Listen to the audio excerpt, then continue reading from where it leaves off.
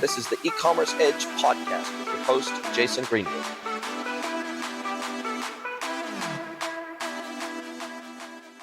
Hello, everybody, and welcome to another episode of the E-commerce Edge podcast with me, Jason Greenwood, your host. It is my pleasure to welcome Mr. Chris John from SYNDIC8 to the pod. Welcome, Chris. Jason, thanks for having me. It's good seeing you again. May, it's great seeing you. We did earlier in the year. I was on your podcast and we were talking about all things. We were talking all things e-commerce or commerce system integrations and how that is such a very significant part of what commerce is today. I know you guys are heavily involved in this space, but speaking for myself, for the last 15 years of being in this industry, there's not a single project or program of work that I've been involved with that didn't have a significant consideration of system integration. It's part and parcel of every single project that I'm involved in. You can't do digital transformation of any kind without having systems share data and talk to each other and then get that data out to the world in a meaningful way. And that's kind of the space you play in. Very much, Jason. I think from our perspective, when you're moving to the digital realm, everything is fast. Everything has to be integrated. And you've got to really think things and really put a different kind of mindset on things. You don't go through these massive integrations and hope for the best. If you're not integrated, you're not digital. It's as simple as that. Yeah, and I think what's cool about what you guys do is I think if you almost fitting into two primary software categories, and then what we're going to talk a little bit more about today is a third software category that you guys have jumped into. I think if you don't pitch yourself as a PIM, MDM, DAM solution, but you do pitch yourself as, I think of you as a combination of an iPaaS solution combined with a multi-channel listing or syndication tool. And I think of those as being combined in the same platform, but you've recently added some additional functionality around order management, full order management and orchestration. That means you're getting your tentacles into more and more areas of data transfer and data management, right? And you're not a PIM, you don't hold the data, you're not the single source of truth for product information, etc. But what you do is you make sure that the data that needs to flow between systems gets into the right place at the right time, based on the right triggers, so that the next step in data processing can happen, correct? You almost, you took pretty much my whole presentation away, but yeah, that's fine. Honestly, from our perspective, we're not a PIM. We don't represent ourselves as a PIM or a DAM or an MDM, but we take product and asset information, which, as you mentioned, is the golden copy to most of the brand customers that we work with. And then what we do is we either will enhance it, transform it, modify, and we think about things, Jason, from the perspective, where's that data going? If it's going to Amazon versus Shopify versus Walmart versus Wayfair, we think about how that data is going to be consumed and brought into their infrastructures and used to obviously sell through their platforms. So we look at our job is really very much as you described it, but we're always looking at it based on the dimension of where is it going and aligning that data to destination based on rules, transformation, AI, all the things that need to happen in order to get that data into that alignment and ideally optimized. In many cases, it's a readiness check. I've heard your past guests talk about the readiness check. We live that. We have a quality check, which is something that we take very seriously. It isn't just, is it ready? Yeah, it's great. The next question is it any good? Are you going to stand apart? Is it meet the standards of that particular relationship or that channel? And then to us, the next step in the sequence is optimization and beyond that, personalization. So when we think about that spectrum and how data moves and flows, we're looking at it from the angle of what's going to help our customers sell products on that channel as best they can. So we flip the switch a little bit, really come from a different angle.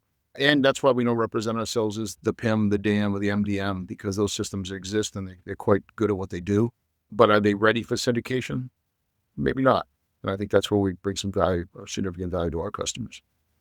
Yeah, and look, I think some PIM MDM solutions pitch themselves as an all-in-one solution, the likes of Syndigo and some other PIM MDM providers. They do pitch themselves as offering, and obviously with the acquisition of One World Sync by Syndigo, they've tried to expand their syndication capabilities, which One World Sync always had a pretty strong play in the syndication arena. So I think some PIM MDM solutions are realizing that having the single source of truth for product data is all fine and good, but if we can't get it out into the channels that need it, and not only that, but it's not just sales channels, but it's also our resale channel. So if I'm a distributor, for example, I need to be able to, or if I'm a manufacturer, I need to be able to get information into my distributor's hands, and then I need to be able to get that information into the dealer's hands, and maybe even into the retailer's hands. And there needs to be a level of consistency of that data along what I call the data value chain. There needs to be consistency along that data value chain so that it doesn't get perverted along the way, and we don't have 1,000 versions of the truth around our product in the market, particularly if we're a manufacturer. We want a consistent narrative around product attributes, specifications, all the data sheet, MSDSs, exploded drawings, everything needed to sell the product and position the product in the right way. Now, obviously, pricing is up to the people along the value chain to decide what that price is. But at least in terms of data integrity, it always starts with the manufacturer. And what I'm seeing in the market is that oftentimes manufacturers are absolutely atrocious at providing consistent, high quality product data. And then obviously once it gets into the distributor's hands, that's oftentimes their value add, is being able to add information and enrich a product in a way that the manufacturer just doesn't bother to do. And so I think this is a challenge along the entire distributed value chain that everybody is wrestling with at every step, all the way from the time a product is even conceived of, not even made, but from the time a product is even thought of and a tech pack is created around it to the time that product ends up either in a tradie's hands or in an end consumer's hands. And every step along the way, it's just hard. It's just hard to do this job. Yeah. That enrichment sequence, that value chain improvement is never ending. And different product categories take different channels. Some use a heavy distributor model, some use agencies, but there's a massive change that's gone on in the last 10 years. I'll go back to 2018 when we started looking at this as a business problem or opportunity. And what we saw was a relatively small percentage of sales coming through the digital channel. And I'm focusing on the CPG space, so I'm not making it too general. But in the CPG space, I'm going to say it was somewhere between 8 and 11% of sales were digital. You fast forward to 25, which seems like a long time ago, but it really wasn't. Yeah, you're probably in the 35% to 40% range now, maybe, and growing. So as a percentage and importance, these digital channels are becoming more and more important to our customers and to our brands. But you're right, Jason, it all starts with good quality data emanating from the manufacturer, the brand, because if it's not coming from them, it's probably not accurate, to be completely honest. And then it's enhanced and modified along the way for optimization for sale based on whatever that outlet is doing, whether it's a liquidation partner, whether it's an optimization or high-end partner. They're all taking subtle tweaks to it to make it to really sell and sing on their platforms. And I don't see that's going to change. I think it's going to actually get faster. I think you're going to see a movement to personalization and really hyper-focused targeting. It's already happening. And I expect that trend's going to continue, but it all starts with getting it right out of the gate and making sure that data doesn't get messed with, or at least there's an owner to it. And how have, if we think about where you're at today as a business, you guys had almost, well, at least as far as I understand it, and in all transparency for my audience, we've never done a project together. I've never worked with your platform, so I Yep. have to go by what's on the tin, so to speak, in my experience in the industry. But you guys have historically had an almost, I don't want to say myopic because that sounds negative, but you've had a very stringent and direct focus on getting product data to the places that matter by those particular merchants, and getting inventory data into the places that matter around those products. Correct. But you haven't, I think most merchants are looking for their integration partner of choice to do as much integration in the one platform as possible, which is why platforms like Boomi, all the Patchworks, and 100 different iPaaS platforms out there, that's why they exist, because they want to try to centralize both internal integrations, meaning, okay, cool, I need my e-commerce platform to talk to my ERP, send customers up from the ERP into the e-commerce platform, pull orders down from the commerce platform into my ERP, push product and inventory and pricing data from my ERP up to my e-commerce platform, back and forth. But then I also need to be able to push and syndicate product information out of my ERP or my PIM or wherever it's centralized, or maybe it's from multiple sources for different components of the data. Usually the base data comes from an ERP, the enriched data comes from a PIM or a DAM, and then that has to go out selectively to the channels that need it, the Amazons of the world and all the marketplaces, the product comparison or the shopping comparison websites, and everything else that we selling through social now, etc. And historically, these two different types of platforms have been very independent platforms. So you have the omni-channel listing platforms, which oftentimes have taken data and they've integrated like with an e-commerce platform, and then they've pushed that information out into the other sales and transactional channels or the other marketing channels that we want to market through. And then we have an internal iPaaS system, which is fully used just to allow our internal systems to communicate with each other, our ERP, our CRM, our commerce system, our PIM system, to allow these internal systems to share data with each other, even with our internal point of sale system, our internal marketing platforms, our MarTech platforms, etc. And so it feels like what we saw happen in the search, merch, and personalization world, where those three systems used to be completely different vendors, completely different platforms, and never the twain shall meet. Now, most of those platforms have started to bleed over into each other because they need to share data to do their jobs independently. And so that's why you see somebody like a Nosto buy an enterprise search and merchandising platform to go along with their personalization platform, Sure. because all those experiences need to share data with each other in meaningful ways. And so therefore having them under one technical roof means instead of buying from three different vendors and then trying to figure out a way to tie them all together, you buy from one vendor, right? And they're pre-integrated. And so it feels like maybe the internal iPaaS model combined with the external channel management model, that those worlds are starting to collide in ever more meaningful ways. Would you agree with that? I agree 100% with that. I think if you were to take a quick read of any of the materials that are being put out by any of the big Gartner type firms, Forrester, you see this convergence that's already starting. We can see it. Aqua, I think, made an acquisition last week of a CMS platform. If I have that right, I hope I didn't mess that up. But yeah, this is already happening. You're already seeing they're putting together broader and larger solutions that can do more and more. And that isn't going to change. I think, honestly, yeah, they don't want to deal with 25 little vendors. They want to deal with three big ones. And I think that model is becoming obvious in the marketplace. So we definitely embrace that. From our perspective, it's myopic. I love that word because I didn't look at it as negative. I actually look at it as positive. If you're really good at something and this is what you do, you're inherently going to do it better than the next person. If we can partner or align or work with the right organizations, that's exactly what we've been doing. That's our lift. Because from our perspective, hey, we simply got the tools to do this fraction of the cost or twice as fast as you try to do this manually or trying to do it because we already done it 100 times. We already know the kind of the holes we're going to step in or step around because we've done it before. I think that kind of experience, lining up that expertise, is something that we take very seriously in our business because we think there's a big opportunity here. And that's one of the reasons, Jason, I was hoping to come on your show and talk about some of the stuff we're doing in the OMS space. OMS is out there. There's 100 systems that do this. I totally get it. But we're one of those rare systems that's already integrated to PIMS, DAMs, and we already have the data. And that's one of the big... You have to, because if you're sending out product data and product listing data to 100 different marketplace systems, social systems, MarTech platforms, etc., then it feels only natural that you would then pick up the return of orders placed through those platforms that you've syndicated the product data to. It feels like a natural extension of what you're already doing because you've already got to connect to those APIs anyway.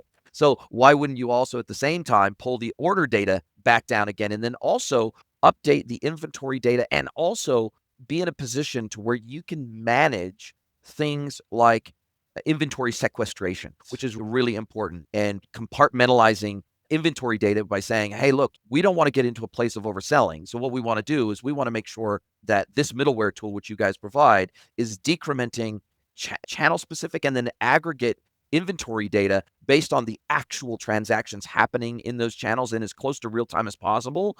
And then also creating buffer scenarios like saying, okay, cool, we're going to only send 10% of our master inventory to Amazon. We're going to send 10% of our master inventory to Target or wherever it might be. And then we're going to send the balance of that inventory up to our e-commerce website or make it available via EDI or punch out or wherever the case may be. And I feel especially in B2B, we now have, sure, you have channel proliferation of B2C, D2C, but B2B is a really interesting one because they have, by default, just as a default way of doing business in the B2B world, they have more digital sales channels than B2C and D2C do. Because typically, even if you're a small distributor, you're going to be selling via usually an e-commerce portal. You're going to be selling via EDI. You're going to be selling via punch out digitally. And so therefore, now all of a sudden, your inventory management headaches and the potential for overselling through any one of those individual channels at any given point in time goes through the roof. And man, there's nothing worse than as a distributor promising to deliver something and then not being able to deliver it. Yeah. What you just articulated, Jason, is spot on. I think when we look at the opportunity, problem, opportunity, because they always go together,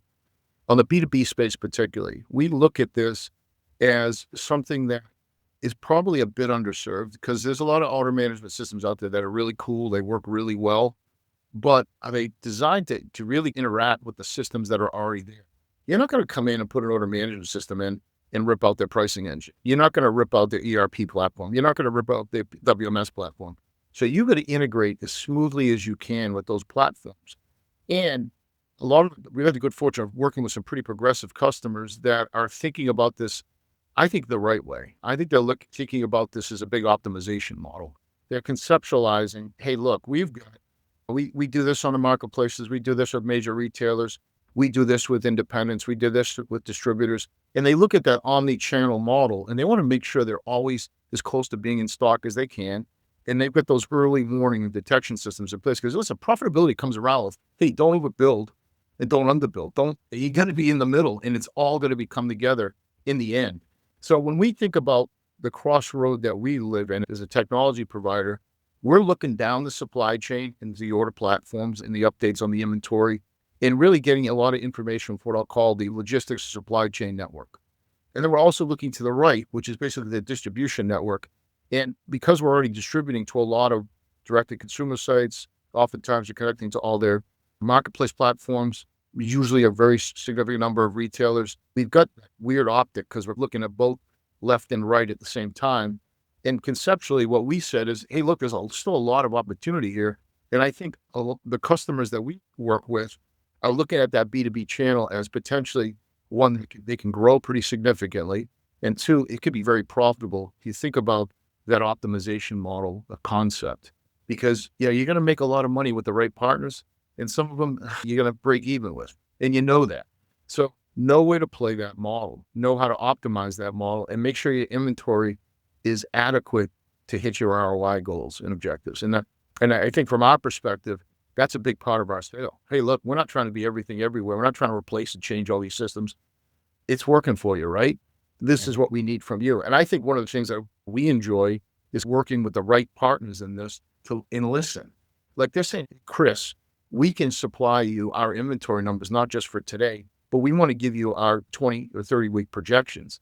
So we can look across that and make sure that we are not going out of sale. Because many times some of these B2B orders are future orders.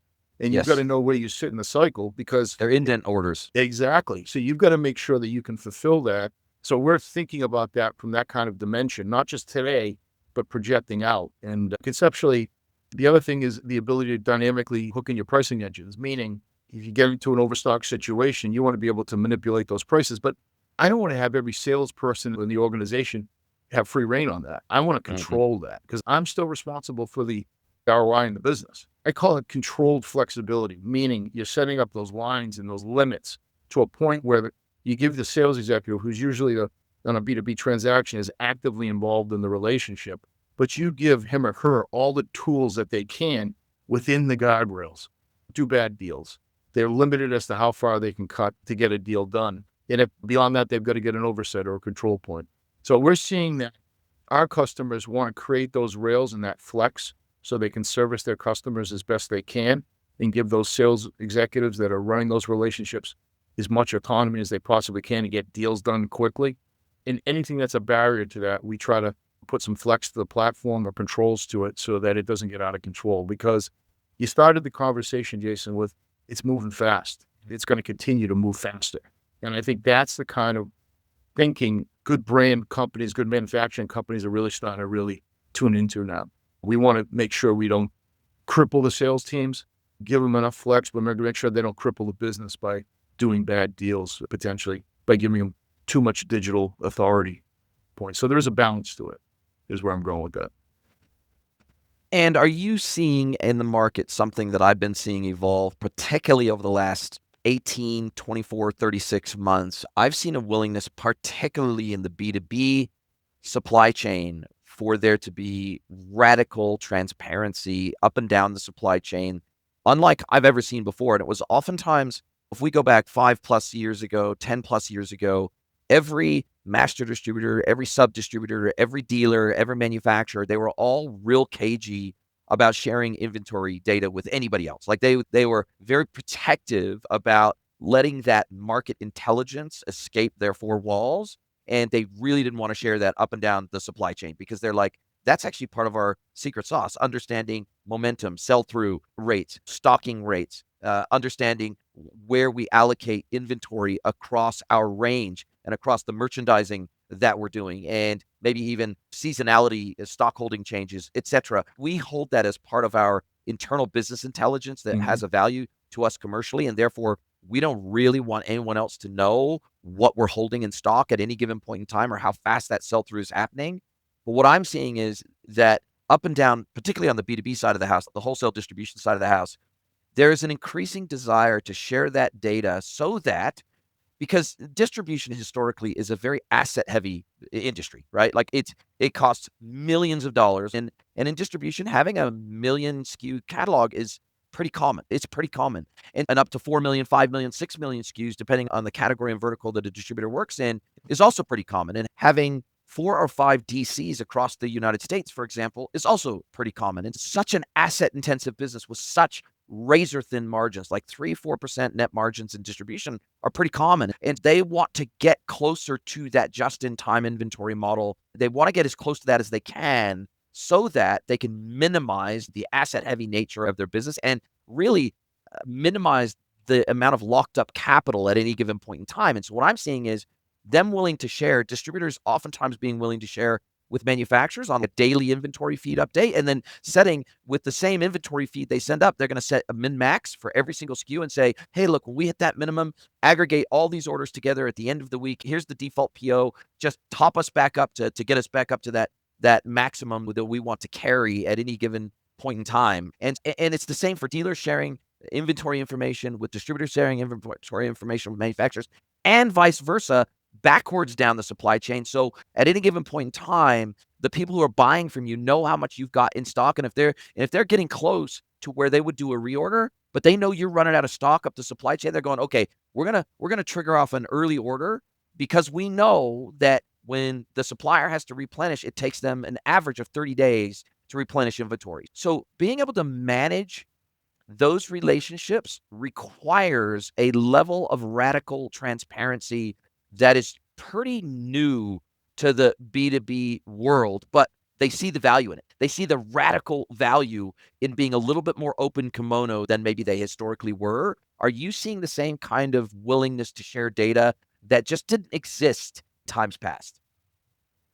The answer is very straightforward. We're not only seeing it happening, I think they're embracing it. And let me give you some real world examples of our customer.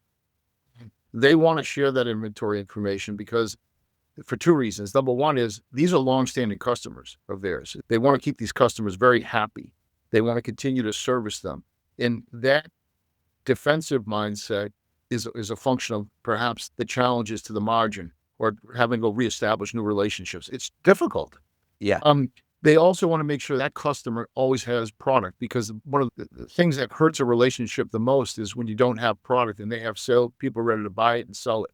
So conceptually, we're seeing that they're actually willing to embrace it. They're willing to also forecast it. Like they'll tell you, like our customers actually telling their partner, "Hey, look, this thing looks like it's going to deplete in 4 weeks. You probably should reorder now." And we're sending an alert out. So the Yes. concept of that, of almost like an early warning or detection system, I think is of tremendous value to the relationship, because you're working in the best interests of that partnership. And if you're not doing it and the other organization is, you're going to lose. And I think that move towards transparency is happening because the tech is becoming more open, the cost to do it. Hey, look, you really want to check your inventory. You either have the product or you don't. It's one Yeah. or the other. If I'm counting you as a partner, a big partner, a long-term partner, you better have it when I want it and show me what you got. Because what we're seeing is that it's actually driving sales, like especially before the holidays or peak season. And anything looks like it's going to dip. The big guys already know this. They're already out there buying everything. It's the next level of retailer. It's the next level of distributor, or even the independent channel. They want to make sure they've got enough in their queue as well. And if you're thinking about it from a brand or manufacturing perspective, that's all good information. looking at that optimization model at a much higher level. It's just I think it's just common sense. Understand the mentality of where in the past you wouldn't do that because you're trying to really play the model of I have more information than you do. Yeah. I think that model. Information arbitrage was, and they weaponized that, Yeah. right? Especially the bigger players in the market.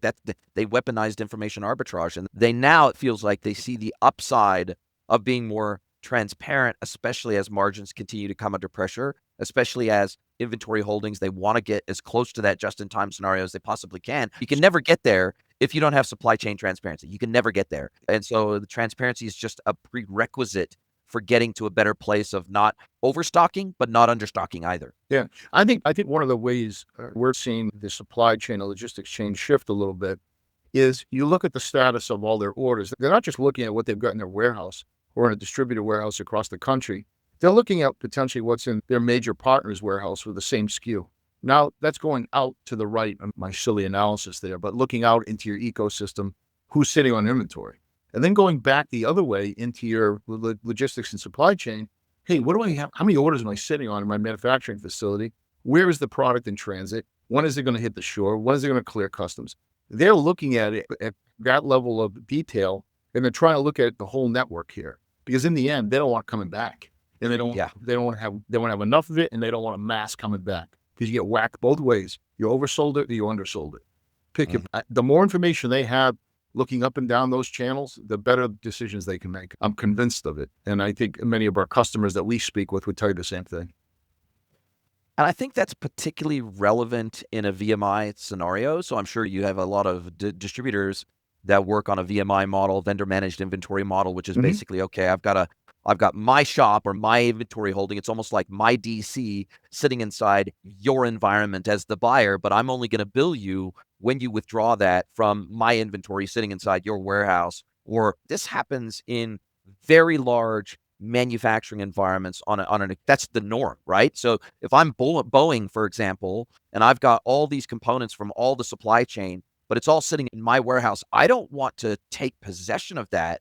I don't want that to hit my P&L until I actually pull that item out of the cage and get it in aircraft, right? And what will happen is the suppliers will say, look, we're effectively going to provide you inventory on the shop floor at our cost. We're going to pay the flooring fees for that, Mhm. but it's going to be an on-demand service and supply scenario. So we need to be getting inventory counts back from that. And that's why these cages or carousels or whatever system they've got in place, oftentimes they've got real-time scanning environments. So that item and IoT dots and various other ways of making sure that when that item is removed from that cage, it's immediately and instantaneously decremented from inventory and shot up the supply chain via API or webhook in real time Yep. so that I know, okay, cool, that's been consumed from that cage in this portion of the warehouse at this time so that I can track the momentum of sell through from that particular location. And on one side of the shop floor, it might be the throughput might be higher than on the other side of the shop Sure. floor. And so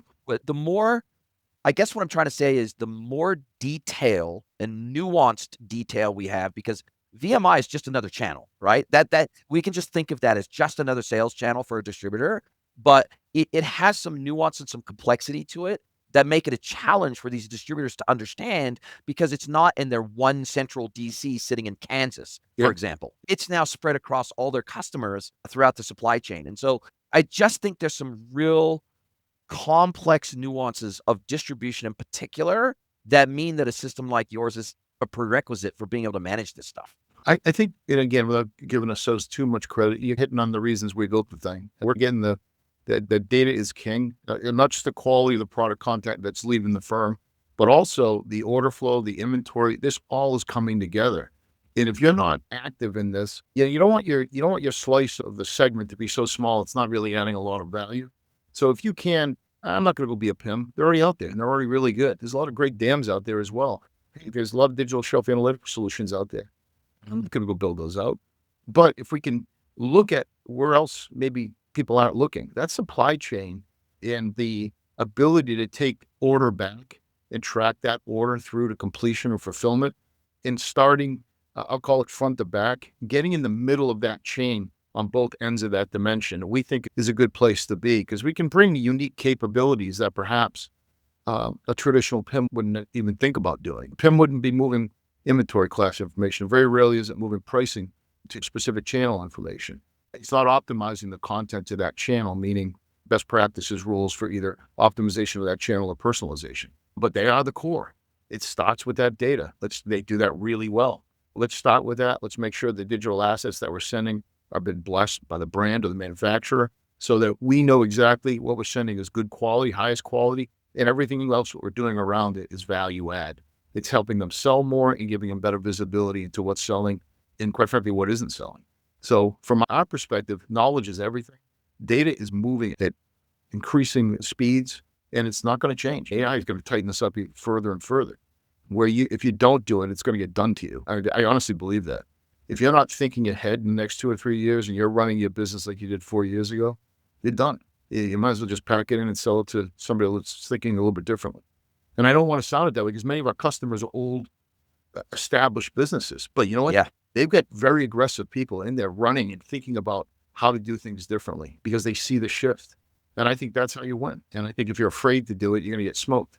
But there is this convergence. I think these platforms pulling together, you're getting more and more capability at a platform level. So it's easier to see and send this information in a more timely fashion.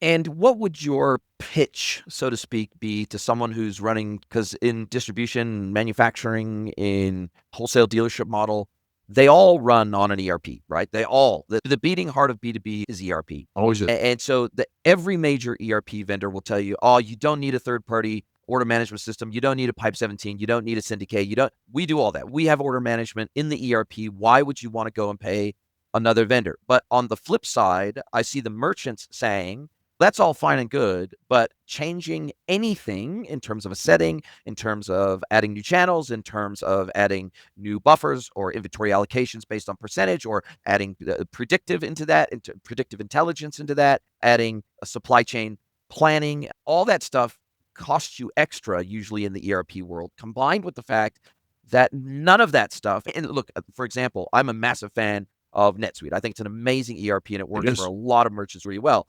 And they've got a really good order management system, but I wouldn't call it, I would never use the term user-friendly for the NetSuite order management system. I just wouldn't do it. And so somebody like a Pipe 17, their value prop when they go to market is, hey, you want an order management system that is as easy to use and configure as Shopify is for e-commerce, then you come to us. And you can drag and drop, you can visualize the workflows, you can reallocate things on the fly, you can do things that a business user can use, and they don't have to be an IT guru to be able to run the system. And so would you say that your value prop is similar to a Pipe 17, but you have that one additional string to your bow, which is, hey, we're probably already going to be sending your product data out to all the sales channels and all the marketing channels that you're pushing data through. Why wouldn't you have the same system that on the return flow, picking up the orders from those same channels we're already connected to?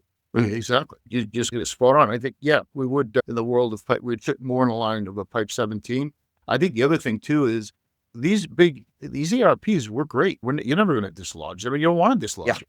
Yeah. But you need flex on the fringe. And what I mean by that is there may be whole networks here that our customers are interested in. Maybe it's an independent network. They make great business.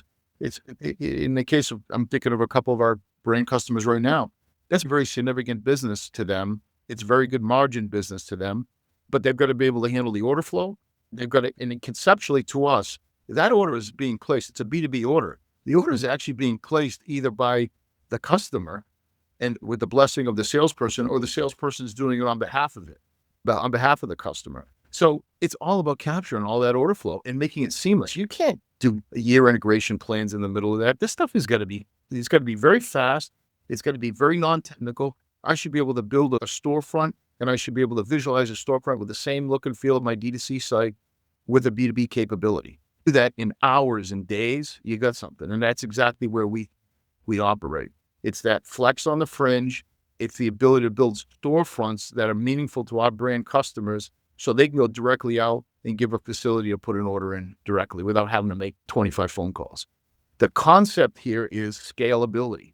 I can get to 10 times more on my independent channel than I could doing this through the phone or through spreadsheets or through whatever mode you're doing it. If I give them the right tool, and that tool is very easy for them to use, and I think everybody knows how to place an order. It's pretty straightforward at this point. We're not reinventing that wheel.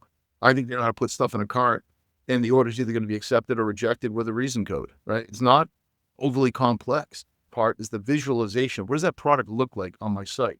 Hey, yeah, I like that. Oh, let me do a 360 on that. Let me see if there's a video that talks about its sustainability. I'm using these as simple examples.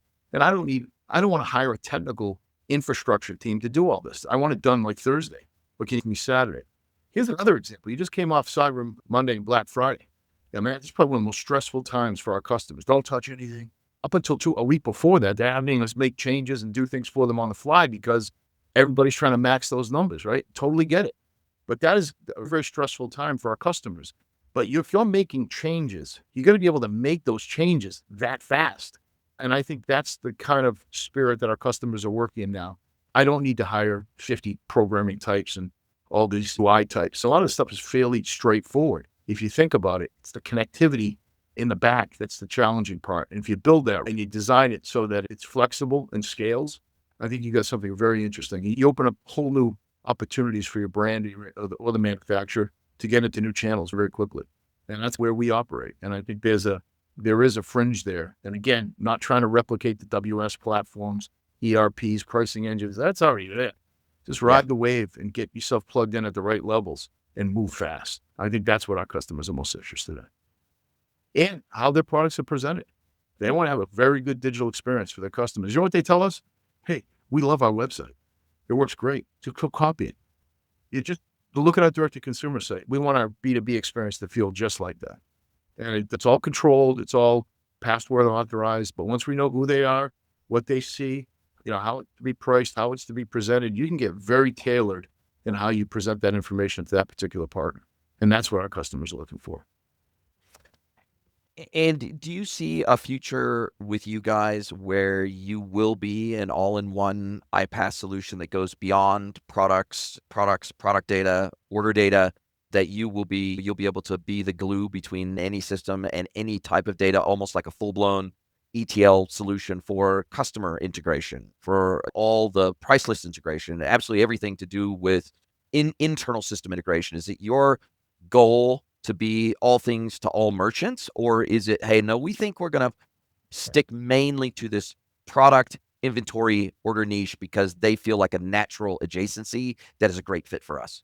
I think it's the latter, honestly. I think anybody's trying to do everything for everybody all in one shot isn't going to do any one particular thing very well. I'm going to go back to the word myopic, which I actually took as a compliment. I think from that perspective, be maniacal, do it really well, service your customers, make sure that you're offering a platform that can scale, that can move very quickly, but trying to do everything for them in every category, that's just unreasonable. To me, it's unrealistic. And you need a massive amount of capital to make that happen. I don't think that's really where you do it. I think in this kind of world that we're operating in, which is an entrepreneurial world, and it is changing, AI is changing things very rapidly, that keeping that mindset of flexibility, being able to move quickly, I don't have to build everything, I don't have to integrate everything. There's a lot of stuff, there's a lot of rails that are already out there. Find them, ride them, do it well, and bring some value onto them. I think that's really where we see our capability expanding. Bring more value into those connections that are already there. I think that's, from our perspective, how you grow a good business. You be massively focused on your customers' needs, listen to them. Because I think sometimes in the world of that we operate in the digital realm, people don't take the time to listen. Hey, I want to go meet with the head of wholesale at this client. What are your three biggest problems? What are you worried about? What keeps you up at night? What are your goals? What are your three biggest problems? That's the question I always ask. I'm going down to New York tomorrow to meet with some customers at a pretty senior level. And those are the questions I ask them, or her. What's the problem? What are you trying to do? What keeps you up at night? And I think if you start to really see the pattern, which is the way we've always done it, we can then put in kind of purpose-built capability around that brings that kind of value to them. But one of our customers, their needs had to do more with, hey, look, we need to do language translations on the fly. We're not going to reinvent ChatGPT. Stuff works pretty damn good. Go use it. Use the right tools for the right job. And I think that's where we're getting focused. It might be they want to use some sort of AI-generated animation. Of course, you can AI-generated video. You think that's coming? Yeah, it's coming. Like if you're afraid of it or you won't try it, you're probably going to get left behind. And at least the clients that we work with have that progressive type of thinking. But in their minds, it's always about sell more, have proper levels of inventory, maximize return on investment. If what you're doing doesn't do that, don't do it. You're wasting Yeah. time and money. And I think that's how we evolve as a provider. The riches are in the niches. I've always been a firm believer in Woo! that. So yeah, I think that's absolutely true. And for you guys, if you were to look out 6, 12, 18, I know it's crystal ball gazing, but if you were to look out 6, 12, 18 months from now, is there anything you don't do that you think, okay, cool, we don't do this today, but we will, like you talk to us in 12 months, we're going to be doing this thing? Or is there anything your customers are asking you for that you say, look, we don't do this now, but give us a little bit of time. This is on our roadmap, and this is high priority on our radar over the next 6, 12, 18 months. Yeah, I think probably in our world, the thing that I'd like to have that we don't have today that our customers are asking us for is AI-based catalog generation, meaning they want to get highly personalized with that relationship so that if it's a B2B buyer, we know as much as we possibly can about that B2B buyer, not just what they're buying from us, but potentially what they could be buying from a competitor or even a partner. So really starting to use AI at a different level, which is basically, I'm going to call it smart catalogs. So basically you're building highly curated catalogs with a very high probability of a buy that's catered or presented in such a way that is using digital based decision making to make that happen. So the catalog is much more targeted. It's much more aligned to what that particular buyer is looking for and wants. And you can get very, really detailed to the point where I think you can add some significant value to that relationship because you're giving the buyer exactly what they want, presented like they want, and maybe some ideas for more. So I think you're going to see this convergence of that going on, which will lead to personalization and everything else that you're doing. It's already happening in the world of, you look at Amazon and look at the big players that are out there, they're using this. If you don't think you're being monitored, you are, and they're serving up content to you. I think Yes. our customers on the B2B space are looking to do the same thing, get that real intelligence established and really start to think about dynamic catalog. And it might not be just limited to your product set, that is selling high fashion and your particular footwear products go beautifully with that. That might go with a watch. And really you start to see that combination of things coming together. I think that trend is going to continue. And I think the B2B partner is going to have a better profile, a more meaningful profile, so they get the information they want very quickly. I think that Yeah. trend is going to continue. Yeah, it's super exciting time, and I think the wisdom of the crowd type of personalization that happens in the B2C and D2C world isn't as relevant in the B2B world for the obvious reasons, because customers are coming to a B2B website to do a job. They're not there to browse and be inspired. Yeah. And so it's a totally different type of personalization that needs to happen in the B2B world. So in terms of restricted catalogs and custom pricing and everything else, that's the type of personalization that happens in the B2B world. So I totally agree with you there. Well, And I'm guessing, Jason, it's also going back the other way. Remember that left to right thing? yeah, Maybe there's optimization opportunities on your logistics channel. Maybe you can find a better shipping partner to work with or an alternative space to get something over here. Things that you wouldn't normally, it really, again, it goes down to the foundations of the business, right? And that's bringing value, lowering my costs, getting more sale up front. That's what I mean by that information flow is going to be more open and you're going to be able to get to it and add, I think, value. And we are seeing it on the shipping side. Those margins are tight. oh yeah, This is 3PL's going out of business every single day as a result. Yeah, it's just I'm not sure that's really I'm not sure that's gonna change. Yeah. I think unless there's a wholesale shift in the way business is thinking, that you've got to bring that value to them, and it's going to be it's almost it's commoditized in many It ways. is. Yeah. How do you fix that? You got to bring something else to the table that brings value. And what I mean by I think that's where AI can get involved at a lot of different levels. We're talking to some very compelling AI groups right now are saying, look, can you get us intros to your customers at the CEO level? We want to tell you what we're doing with the ports, or we want to tell you what we're doing with US Customs. I'm like, wow, okay. That's like next level stuff. And, Yeah. we're not getting a lot of hangups. Yeah, I'd like to actually show up at that. I'd like to show up at that meeting just to kind of listen and learn. And I Yes. think that's the kind of stuff that's where change happens. And I think when you bring senior executives, you couple them up with what could it be? I think that's where it happens. I think Jeff Bezos figured that out a long time ago. Just listen and watch it. Yeah, I couldn't agree more. And he's with Project Prometheus, which I just posted about yesterday. He's getting in heavily into the AI for B2B manufacturers and distributors. That's his new startup, and he's going to be the co-CEO, and it's going to be his first active management role since he departed the leadership at Amazon. So it's quite an interesting B2B is such an interesting space. And I guess for you guys at the smaller end of town, so we're not talking the $20 million to $1 billion distributors here. We're talking the smaller end of town, the SMBs, the D2C and B2C merchants. I'm guessing, and they oftentimes they don't have an ERP at the back end. They've got QuickBooks, they've got Xero or something like that. They're running Shopify on the front end. They're running Klaviyo for marketing, and so they've got a pretty simplistic stack.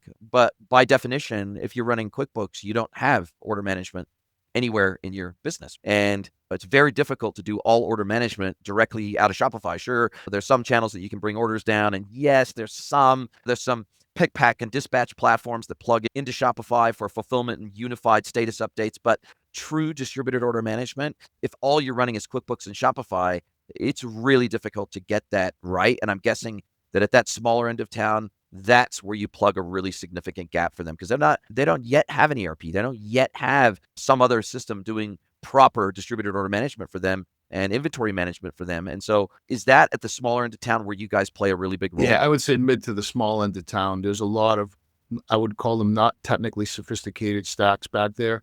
And if you can bring value to those stacks, I think you hit it right on. Again, to us, it's all digital-based delivery. So they want to look at their orders. They can do it on our platform. They want to look at the status of it. That's just the status coming in from the underlying vendor you purchased the product from. So it's conceptually, it's all about transparency. I'm just making your data more transparent and organized for you so that you can make better decisions. And you're right. I think there's convergence going on in the world of PIM, DAM, data analytic. I think there's also convergence going on in the back end. I think you're seeing a lot of these systems starting to really push together. And I think that trend is going to continue. And I think if you talk to Gartner or Forrester, they probably tell you the same thing. And I'm not the analyst in the space, but I can see where that goes. That goes really well with that. Those guys should line up. Yeah. I think you're going to see more and more of that. And I do think you're right. From where we operate, mid to small partners and us is anybody that's doing less than $3 or $4 billion in your sales. So that's small, but it's to us mid-size. It's right there. A lot of those are not very overly technically proficient providers, and they want to work with a select group of providers out there. And if you can integrate to those platforms, well, you're in a very good spot. I loved your comment about NetSuite. Fantastic product, really is. It does what it does really well. Yes. Listen, some of them they don't have integration teams. They don't have technology teams that they stand there and do all this integration. They just want to. Hey, there's a plug-in. Can you make that happen for us? Sure, we can do that.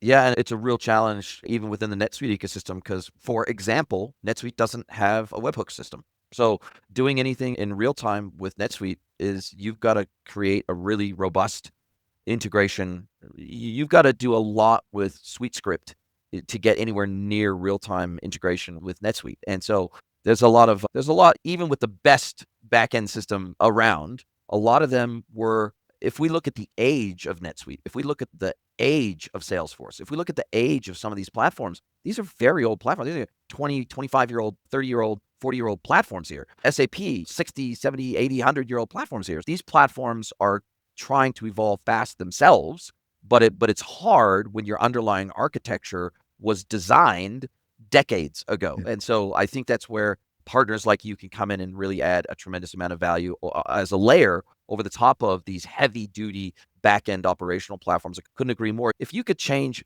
one thing, if you could snap your fingers and change one thing about our industry broadly, digital commerce, let's just put it under the umbrella of digital commerce, what would that be? This is going to sound very odd to you, but I come out of the world of fintech.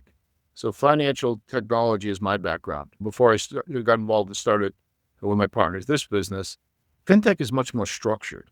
If you look at the way data flow works, from its outset, it was all about standards. It was all about security. It was all about compliance. So there's just massive overhead to do that and massive expense. Fintech companies spend that money. And if they know, if they don't, they're not going to be a fintech company for long. But that model, that concept of looking at data as an asset, protecting that data, locking it down, defining standards. I think that from our perspective, looking at this as an outsider, looking in the world of the digital e-commerce space, it's fragmented. The standards, everybody talks about them, but look, you tell me, is EDI a standard? I don't know. It looks like a bunch of messages that are all combined. Like 60 standards. I would think that if the industry ever really started to look at developing those standards at a meaningful level, standards for security, standards for data access, even webhook standards. It sounds crazy, but it all comes down to basic good tech. I think that's probably where, if I could snap my fingers, I wish they were a little bit more advanced. Conceptually working with spreadsheets. It's, again, I'm not they get spreadsheets. They work all day. nightmare. Trying to get Yes. standardization across spreadsheets, good luck. It's Yeah. forever. I think that would really help the industry overall, but I'm not sure if that's going to happen, but it might. Maybe it's happening now and I'm missing it. But I think that probably the one thing if I can snap my fingers. I wish there were more standards that we could build to because it'd make things a lot easier. Yeah, look, and we've got HTML, CSS, and JavaScript. When it comes to agentic commerce, we've got MCP, and now we have ACP with Agentic Commerce Protocol. And I think that the AI industry is really starting to realize that without standards, we're not going to get the level of global uptake that they need to justify the ongoing billions and trillions of dollars worth of investment in it. So I'm quietly confident that behind the scenes, there's a lot of work being done on agentic commerce protocols in particular, and there are some standards starting to pop up their heads a little bit here and there. And I like some of the work that Pipe 17 has done around some of their standardized data protocols, particularly around order data and Mhm. standardizing that. I think they've done some good work there. They're trying to extend that into other data primitives within the commerce world. So there's a lot of people, I think, that agree with you that there needs to be some additional standardization, particularly among integration. And it's not even just the integration protocols themselves, because largely it's mostly moved to a REST-based, most integrations have moved to a REST-based integration or a webhooks-based integration. More importantly, even data fields between systems, you have to architect integration today based on the most restrictive system that's controlling that field. And so, for example, if your master system has a 50 character limit on a field, that now becomes the maximum for any other system that you pull data from. You got to enforce that on the front end. You got to enforce that on the back end. So there definitely are massive challenges in our industry with standardization. So I 100% agree with you. So great call out there. Look, if people want to get a hold of you, I'll drop a link to your LinkedIn profile and your website in the show notes. But other than that, people want to reach out and talk to you about all things data syndication, order integration, order routing, and all things basically commerce. What's the best way to get a hold of you? The email is the best way to get a hold. The only reason I don't publish my phone number is because I get too many calls and I can't return them all in a timely fashion. But uh, email is the best way, and I very much appreciate you doing that for us. I think from our standpoint, the value that we're bringing to our customers is we listen, we learn from them, and then you basically take an action. And what we're bringing to the table is an independent software provider, someone that is not restricted or limited in any way. And we're also taking a look at what the other 25 companies out there of similar design are doing. And I think that's a unique perspective. We're lucky to be in that role. And I think that's where we probably add the most value. You mentioned webhooks. I just got literally was on a call right before this. And that's all this particular partner would work with. And we were singing, we were high fiving in the background because it was an older technology provider, but they had a whole webhook layer that we could connect with. And that makes it a pretty fast integration if you can do that. And I think that's going to continue. And I think the speed to develop software now, crazy amount of efficiency AI is bringing to the table. We're using Anthropic in a lot of our stuff, and Yes. it's crazy fast. And it's Yeah, good. Claude Code is good. Yeah, there's some really good stuff. I'm doing development in Lovable myself, doing some vibe coding and creating some apps that I want to see in the world. As a non-developer, it's a great platform to be able to do that with. So there's some very exciting stuff coming to our world, no question about it. Now, as we do come down to the end of our time together, and I really appreciate your time, an hour's absolutely flown by. This is where I get to flip the script. I get to hand the microphone over to you. I get to let you ask me one question, any question you like. It could be personal or professional. Chris from Syndicate, what is your question for me today? We started this conversation on an impromptu before we started recording. And I'm just curious, you're living in Mexico now, and I've got young kids that are all spread around the country and they love traveling. Let me ask you, that part of the world is up and coming on a lot of things, including technology. We have a pretty significant operation down there. Are you glad you moved there? And are you seeing the opportunities that I think that part of the world offers, potentially in the world of the digital space? Look, we have zero regrets. We've been here since early 2023. We spent all of 2023 traveling around the country, deciding where we wanted to settle. We had a short list of about 5 or 6 places that we were considering before we even arrived here. Ended up not settling in any of them. We were actually transiting through Puebla, which is where we live now. We bought a house here. We were transiting as part of that trip. We're transiting through Puebla from Mexico City on the way to Oaxaca. And we were going to stay in Oaxaca for a month because Oaxaca was on our short list. And we loved Puebla so much in that one night that we stayed here that we said, okay, at the end of our trip, we're going to come back here and we're going to stay here for a couple of months just renting to see if it's as good as we think it is. And if we see if it's a place where we can actually put down some roots. And if we like the culture here and we like the weather here and we like all the things that we think we're going to like here in the culinary tradition of Puebla. It's one of the culinary centers of Mexico, and mole poblano actually comes from Puebla. That's why it's called mole poblano. Okay. And so we loved it so much that we decided to buy a place here. We've made some really good friends. And I think anytime, this is the third country I've lived in. I grew up in Southern California, lived in New Zealand for almost 30 years. My wife's a Kiwi. My brother-in-law's a Kiwi. So we've got a very international family. And so there's a third country. So I moved down under and then all the way back to North America here. And I think in general, people living in and traveling to as many countries as they can, it's the greatest education you can give yourself. It's the greatest ability for you to culture and grow your empathy muscle and your understanding of people. We moved here primarily for the freedom aspect of it because during COVID in New Zealand, it was total tyranny. And it was the country was apart from Victoria in Australia, we're the most locked down place in the entire world for 3 years in New Zealand. And so we wanted to get to, as soon as basically the country opened back up again, we're like, we're out of here and we're going to move to a free country. And I think of Mexico as what America promised hundreds of years ago, Mexico is actually delivering on today. Meaning that I think the American dream in some respects is dead. It's not totally dead for sure. And I think what's happening politically there and people questioning everything is a really good thing.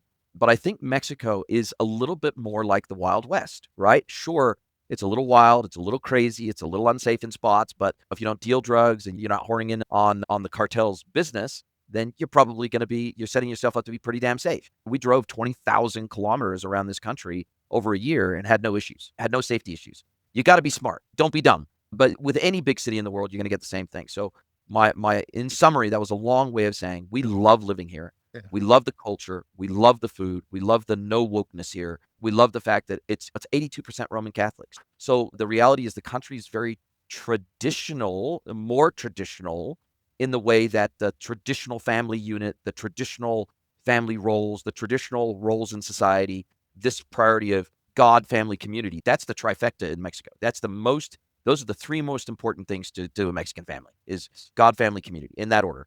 And so for example, that's manifested with you hardly see any homelessness here. We traveled around the country. We saw millions of homeless dogs. We didn't see that many homeless people because to a Mexican family, if a family member is down on their luck, they lose their job, they lose their house, whatever, they're not going to let them sleep on the street. They're going to say, you come and stay with us until we can help get you back on your feet again. It would be almost unconscionable for a Mexican family to have a family member that's living on the street. It would be almost unthinkable. And I like that sense of being committed to something that's bigger than yourself, regardless of whether you believe in God or not. I don't really care. But feeling like rugged individualism is what made America great, but it's probably its biggest Achilles heel at the same time, because all of a sudden now people are they're out for themselves to the exclusion of almost everything else. And when that selfishness becomes the norm and with no feeling of responsibility to anything other than yourself and your pure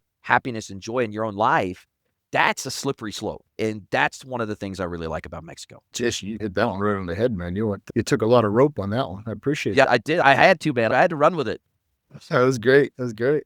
I enjoyed it, man. I always enjoy speaking with you, and I thank you again for being on my show earlier this year. And I always enjoy the conversation. It was good.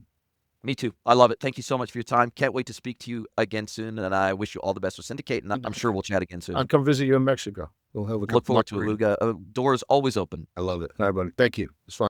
Are you a B2B or D2C e-commerce merchant? Then head over to greenwoodconsulting.net to learn how we can help you scale your business.